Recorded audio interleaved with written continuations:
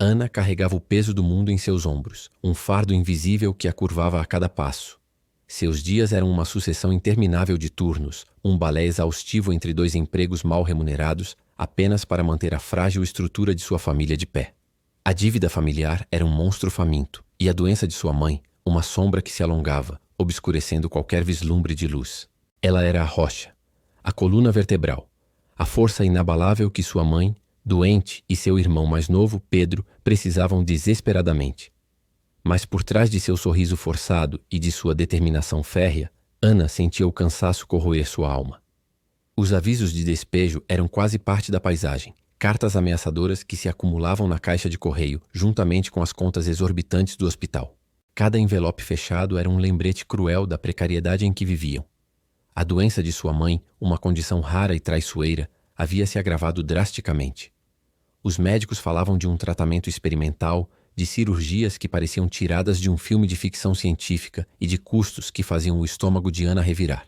Enquanto isso, Pedro, com seus olhos brilhantes e cheios de esperança, sonhava em estudar engenharia, em construir pontes e um futuro melhor. Ana o via com um misto de orgulho e dor, pois não conseguia enxergar como transformar aquele sonho em realidade. O peso daquela impossibilidade era quase insuportável. A solidão era sua companheira constante. Ana não tinha amigos próximos, nem um ombro para chorar. Seus dias eram preenchidos com trabalho, e suas noites, com a preocupação silenciosa que a impedia de dormir. Em momentos de reflexão solitária, enquanto a cidade dormia, ela se perguntava onde havia errado. Questionava suas escolhas, sua capacidade de proteger aqueles que amava, sua própria existência. Seus sonhos, antes tão vívidos e cheios de cores, haviam sido sufocados pelas circunstâncias, transformados em cinzas pela dura realidade.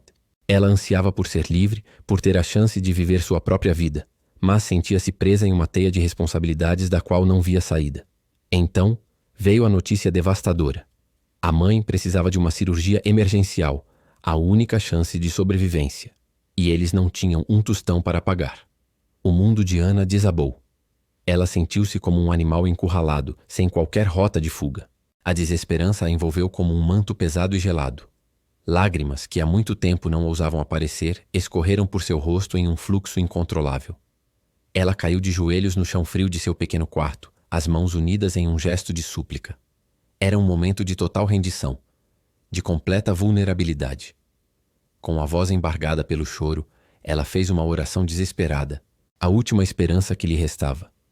Não era um pedido por riqueza ou por um milagre grandioso, mas por um sinal, por um pouco de ajuda, por qualquer coisa que pudesse aliviar aquela dor excruciante. Ela implorava por uma luz no fim de um túnel que parecia não ter fim. O que Ana faria agora que sentia que todas as portas estavam fechadas e sua única saída era a fé? Após a oração que brotou do mais profundo desespero, Ana sentiu um estranho silêncio se instalar em seu pequeno quarto. Não era um silêncio de paz, mas de exaustão, de um vazio que parecia sugar toda a energia restante de seu corpo. Seus olhos, inchados de tanto chorar, pousaram sobre uma pequena caixa empoeirada no canto do armário, uma caixa que ela não lembrava de ter visto antes. Curiosa, e talvez buscando uma distração para sua angústia, ela estendeu a mão trêmula e a abriu. Dentro, entre velhas fotografias desbotadas e alguns bilhetes amarelados, encontrou uma carta antiga, com caligrafia elegante e desconhecida. O envelope estava endereçado à sua avó, e a data era de décadas atrás. Com o coração batendo forte, Ana desdobrou o papel. A carta falava de um parente distante, um tio-avô que havia migrado para o exterior há muitos anos, e mencionava uma pequena herança, há muito esquecida, que ele havia deixado para a família. A princípio, Ana sentiu uma pontada de ceticismo. Seria aquilo uma brincadeira cruel do destino? Uma esperança falsa surgida no auge de seu desespero? A ideia de uma herança, ainda que pequena, parecia boa demais para ser verdade em meio a tanta adversidade. No entanto, uma pequena centelha de esperança, tão tênue quanto a luz da manhã que começava a invadir seu quarto, a impulsionou a investigar. Ela começou sua busca pela verdade na manhã seguinte, sentindo-se como uma detetive em um romance de mistério. Sua primeira parada foi o bairro antigo onde sua avó havia morado, um lugar que ela mal se lembrava de ter visitado. Lá, após algumas horas de perguntas e frustrações, ela encontrou um velho amigo da família, um senhor de cabelos brancos e olhos gentis, que se lembrava perfeitamente de sua avó. Ao mencionar o nome do tio-avô e a herança, o senhor confirmou a história com um sorriso nostálgico. Ele se lembrava de conversas sobre a generosidade do parente e de como ele sempre quis garantir que sua família estivesse bem. A confirmação trouxe um misto de alívio e incredulidade a Ana. A partir daí, a jornada foi uma batalha contra a burocracia. Documentos faltantes, certidões desatualizadas, a necessidade de advogados e cartórios. Cada etapa era um teste de paciência. E Ana sentia a tensão crescer novamente. Houve momentos em que ela pensou em desistir, convencida de que era apenas uma perda de tempo e que aquela herança nunca se materializaria. A sombra do desespero ameaçava retornar, mas a imagem de sua mãe doente e o sonho de Pedro serviam como um farol, guiando-a através da tempestade de papéis e formulários. Finalmente, após semanas de idas e vindas, a notícia chegou. A herança não era uma fortuna como nos filmes, mas era o suficiente. O valor era exato para cobrir os custos imediatos da cirurgia de sua mãe, e ainda restava uma pequena quantia para as despesas pós-operatórias. Ana sentiu um nó na garganta se desfazer, e lágrimas de alívio desta vez escorreram por seu rosto. Ao longo da investigação, ela também descobriu mais sobre o tio-avô. Ele era conhecido por sua generosidade e por valorizar o estudo e a família acima de tudo. Essa parte da história tocou Ana profundamente, pois ressoava com os sonhos de Pedro. Ao contar a novidade à sua mãe, Ana viu um brilho de vida retornar aos olhos cansados dela. A mãe, por sua vez, começou a compartilhar histórias da avó e do tio-avô, de como eles eram unidos e de como o tio sempre incentivou a educação. Essas histórias fortaleceram os laços familiares e trouxeram um senso de continuidade e de pertencimento que Ana não percebia que faltava. A alegria e o alívio tomaram conta da pequena casa. A cirurgia da mãe foi agendada e realizada com sucesso, e ela começou um processo de recuperação lento, mas constante. Pedro, testemunha de tudo, se dedicou ainda mais aos estudos, vendo a possibilidade de um futuro que antes parecia inatingível. A herança havia resolvido o problema imediato. Mas será que seria suficiente para garantir o futuro de Ana e sua família, ou haveria mais desafios à frente?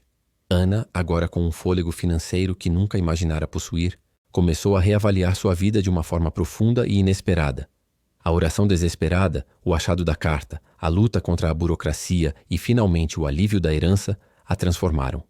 Ela percebeu que a oração não havia sido apenas um pedido em um momento de desespero, mas sim o início de uma jornada de autoconhecimento e gratidão. A gratidão, antes uma palavra distante, tornou-se uma atitude diária, um filtro pelo qual ela via o mundo. Decidiu que não queria mais viver apenas para sobreviver. Queria viver com propósito.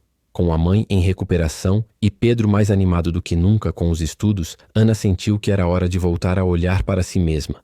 Pela primeira vez em anos, ela se permitiu sonhar. Havia um pequeno espaço comercial desocupado perto de sua casa que sempre a intrigou. Com parte da herança e após muita pesquisa e planejamento, ela decidiu abrir uma pequena floricultura. Era um sonho antigo, adormecido sob o peso das responsabilidades, e agora florescia, assim como as plantas que ela planejava vender.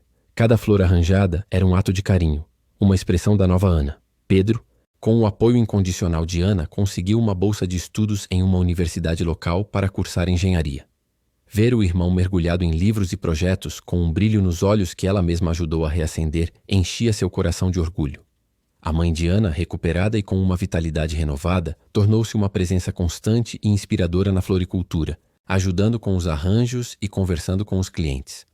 Sua sabedoria e bom humor eram um bálsamo para a alma de todos que a conheciam. A família, antes desestruturada pelo peso da adversidade, estava mais unida e forte do que nunca. Ana e sua família se tornaram um exemplo de superação e resiliência na comunidade. A história de como uma oração e uma herança inesperada mudaram suas vidas espalhou-se, inspirando outros a não desistirem diante das dificuldades. Eles, por sua vez, encontraram maneiras de retribuir, oferecendo apoio e conselhos a vizinhos e amigos que enfrentavam seus próprios desafios.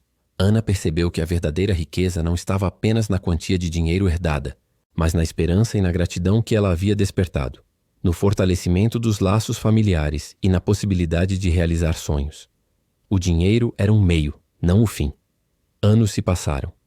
O pequeno negócio de Ana prosperou, tornando-se um ponto de referência na vizinhança. Pedro, formado com louvor, conseguiu um emprego em uma empresa de engenharia e estava construindo uma carreira promissora. A mãe de Ana, com a saúde restabelecida, continuava a ser o pilar da família, desfrutando da companhia dos filhos e netos que começavam a surgir.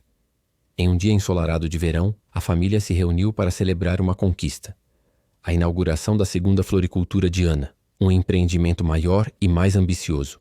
Enquanto observava Pedro, agora um homem feito, e sua mãe, com um sorriso sereno, cercados por amigos e clientes, Ana sentiu uma onda de emoção. Ela se afastou por um instante, encontrando um canto tranquilo entre as novas plantas. Ali, fechou os olhos e repetiu a oração que havia feito anos atrás, naquela noite de desespero.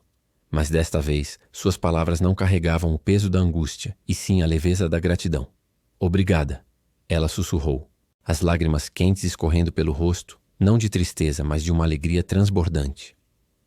Obrigada por cada desafio, por cada porta fechada que me levou a uma nova. Obrigada pela fé, pela esperança e, acima de tudo, pelo amor que me guiou. Ela sabia que a vida ainda traria seus desafios, mas agora ela estava pronta. A fé, a gratidão e a perseverança haviam mudado o curso de sua vida, transformando um futuro sombrio em um amanhecer repleto de possibilidades. A oração inicial havia sido um pedido de socorro. A oração final era um hino de louvor, um testemunho de que, mesmo nos momentos mais escuros, a luz da esperança pode nos guiar para um novo amanhã.